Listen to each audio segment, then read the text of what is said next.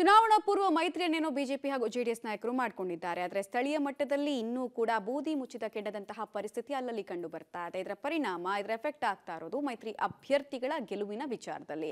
ಕಲಬುರಗಿ ಹಾಗೂ ರಾಯಚೂರು ಲೋಕಸಭಾ ವ್ಯಾಪ್ತಿಯಲ್ಲಿ ಜೆಡಿಎಸ್ ನಾಯಕರು ಮೌನಕ್ಕೆ ಶರಣಾಗಿರೋದು, ಮೌನ ವ್ರತವನ್ನ ಆಚರಣೆ ಮಾಡ್ತಾ ಇರೋದು ಗೆಲುವಿನ ವಿಚಾರದಲ್ಲಿ ಎಲ್ಲಿ ಅಡ್ಡಗಾಲು ಆಗುತ್ತೋ ಅನ್ನೋ ಆತಂಕ ಮೈತ್ರಿ ಅಭ್ಯರ್ಥಿಗಳಿಗೆ. ಯಾಕೆ ಈ ಲೋಕಸಭಾ ಕ್ಷೇತ್ರಗಳಲ್ಲಿ ಪರಿಸ್ಥಿತಿ ಹೀಗಿದೆ ಅಂತ ಬನ್ನಿ ನೋಡ್ಕೊಂಡು ಬರೋಣ.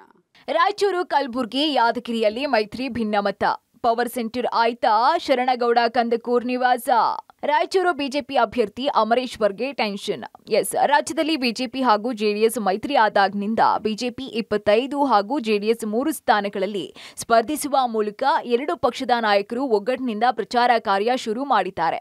ಅದರಲ್ಲೂ ವಿಶೇಷವಾಗಿ ಮೊದಲ ಹಂತದ ಮತದಾನ ನಡೆಯುವ 14 ಕ್ಷೇತ್ರಗಳಲ್ಲಿ ಭರ್ಜರಿ ಮತ ಭೇಟಿ ನಡೆಸುತ್ತಿದ್ದಾರೆ. ಆದರೆ ಇದೆಲ್ಲದರ ನಡುವೆ ಇದೀಗ ಮೈತ್ರಿ ನಾಯಕರಿಗೆ ರಾಯಚೂರು ಹಾಗೂ ಕಲಬುರಗಿ ಲೋಕಸಭಾ ಕ್ಷೇತ್ರ ವ್ಯಾಪ್ತಿಯ ಜೆಡಿಎಸ್ ನಾಯಕರು, ಮಾಜಿ ಸಚಿವರು, ಮಾಜಿ ಶಾಸಕರ ನಡೆ ಇದೀಗ ಬಿಸಿ ತುಪ್ಪವಾಗಿ ಪರಿಣಮಿಸಿದೆ. ಇದಕ್ಕೆಲ್ಲ ಕಾರಣ ಬಿಜೆಪಿ ನಾಯಕರು ನಮ್ಮನ್ನ ಸರಿಯಾಗಿ ವಿಶ್ವಾಸಕ್ಕೆ ತೆಗೆದುಕೊಳ್ತಿಲ್ಲ ಅನ್ನೋದಾಗಿದೆ. ಇನ್ನು ಯಾದಗಿರಿಯ ಗುರುಮಠಕಲ್ ವಿಧಾನಸಭಾ ಕ್ಷೇತ್ರದ ಶಾಸಕ ಶರಣಗೌಡ ಕಂದಕೂರ್ ಮನೆಯೇ ಪವರ್ ಸೆಂಟರ್ ಆಗಿದ್ದು, ನಿತ್ಯವೂ ಸಭೆಯ ಮೇಲೆ ಸಭೆ ನಡೀತಾ ಇದ್ದು, ಮೈತ್ರಿ ನಾಯಕರಿಗೆ ಬೆಂಬಲ ಕೊಡೋದ್ರ ಬಗ್ಗೆ ಚರ್ಚೆ ನಡೆಸಲಾಗ್ತಾ ಇದೆ. ಇನ್ನು 2 ದಿನಗಳ ಹಿಂದೆ ಇದೇ ಶರಣಗೌಡ ಕಂದಕೂರ್ ಮನೆಯಲ್ಲಿ ಕಲಬುರಗಿ ಲೋಕಸಭಾ ಕ್ಷೇತ್ರ ವ್ಯಾಪ್ತಿಯ ಜೆಡಿಎಸ್ ನಾಯಕರು ಸಭೆ ನಡೆಸಿ ಮುಂದೆ ತೆಗೆದುಕೊಳ್ಳಬೇಕಾದಂತಹ ನಿರ್ಧಾರಗಳ ಬಗ್ಗೆ ಚರ್ಚೆ ಮಾಡಿದ್ರು.